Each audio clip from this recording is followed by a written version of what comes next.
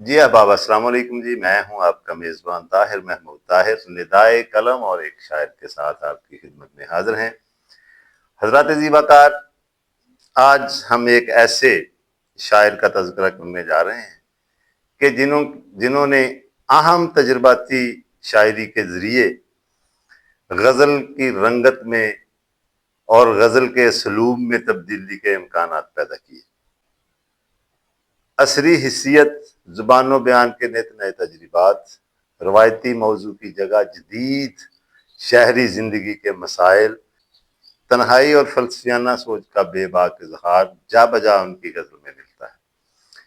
اور کئی کتابوں کے آپ خالق ہیں، کالم نگار ہیں، اور ایک شعر ان کا جو بہت زیادہ زبان زد عام ہوا، ملاحظہ کیجئے تاکہ آپ پہچان سکیں کہ میں آج کن کے اشعار آپ کی سماعتوں کی نظر کرنا چاہتا ہوں۔ آپ فرماتے ہیں، جھوٹ بولا ہے تو قائم بھی رہو اس پہ ظفر، آدمی کو صاحب کردار ہونا چاہیے۔ جی ہاں، ظفر اقبال اور سرزمین بہاول نگر سے آپ کا تعلق۔ خوبصورت شاعر، عظیم شاعر، محقق، ناقد، اور سب سے بڑی بات یہ ہے کہ انہوں نے نئے لکھنے والوں کو اپنے کالمز کے ذریعے ان کی نظموں کو، غزلوں کو، ان پہ تنقید اور ان پہ مثبت تنقید کر کے نہ صرف ان کے حوصلہ افزائی کی بلکہ ان کو لوگوں تک ان کی آواز کو پہنچایا۔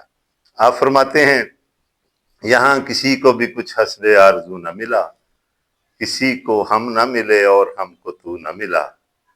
نیا آہنگ، نئی بہور، نئے تجربات، انسان کی داخلیت اور ذاتی کرب کی جھلکیاں، انحراف روایت اور نئے شعری تجربات جا بجا ان کی غزل کا حصہ ہیں۔ اور ایسے ہی آپ فرماتے ہیں، کچھ اور ابھی ناز اٹھانے ہیں تمہارے، دنیا یہ تمہاری ہے زمانے بھی تمہارے، ویرانہ دل سے تمہیں ڈر بھی نہیں لگتا، حیرت ہے کہ ایسے بھی ٹھکانے ہیں تمہارے، اور کرنی ہے اندھیرے میں ابھی ایک ملاقات، سارے یہ دیے ہم نے بجھانے ہیں تمہارے۔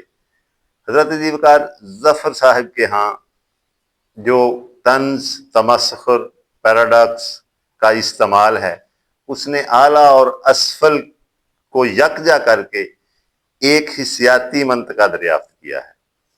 آپ فرماتے ہیں، ہم خود خراب ہیں تو ہمارے لیے ظفر، ہاں ہم خود خراب ہیں تو ہمارے لیے ظفر، ساری خدائی سارا زمانہ خراب ہے، ساری خدائی سارا زمانہ خراب ہے۔ اور ایسے ہی آپ فرماتے ہیں، شعر دیکھیے گا ناظرین، کہ تجھ کو میری نہ مجھے تیری خبر جائے گی، آہا تجھ کو میری نہ مجھے تیری خبر جائے گی، عید اب کے بھی دبے پاؤں گزر جائے گی۔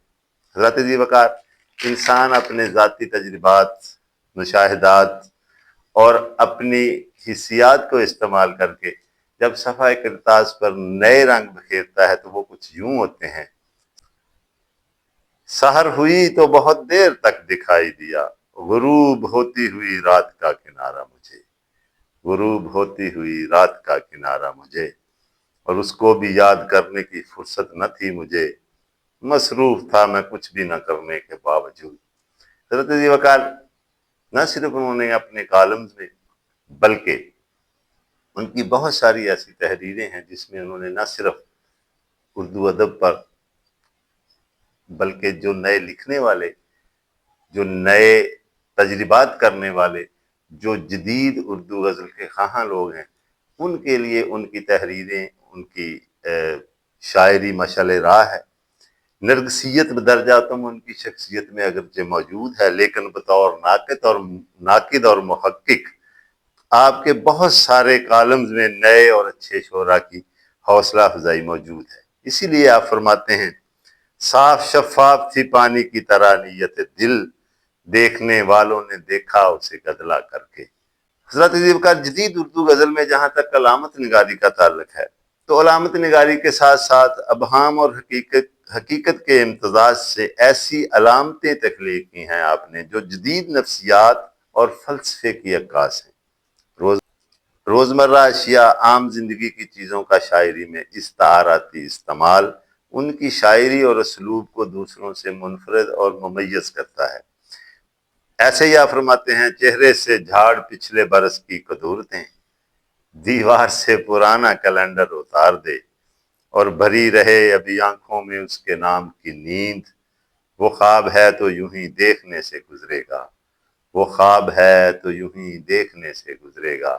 ایسے ہی آپ فرماتے ہیں اس کو بھی یاد کرنے کی فرصت نہ تھی مجھے، مصروف تھا میں کچھ بھی نہ کرنے کے باوجود، مصروف تھا میں کچھ بھی نہ کرنے کے باوجود۔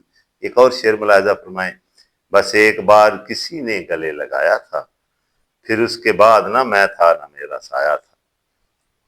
ظفر اقبال صاحب ایک ایسے شاعر ہیں کہ جنہوں نے اس دور میں غزل کے جدید اسلوب کو اپنانے کی کوشش میں نئے لکھنے والوں کے لیے نئی راہیں دریافت کی۔ آپ فرماتے ہیں وہاں مقام تو رونے کا تھا مگر اے دوست، تیرے فراق میں ہم کو ہنسی بہت آئی۔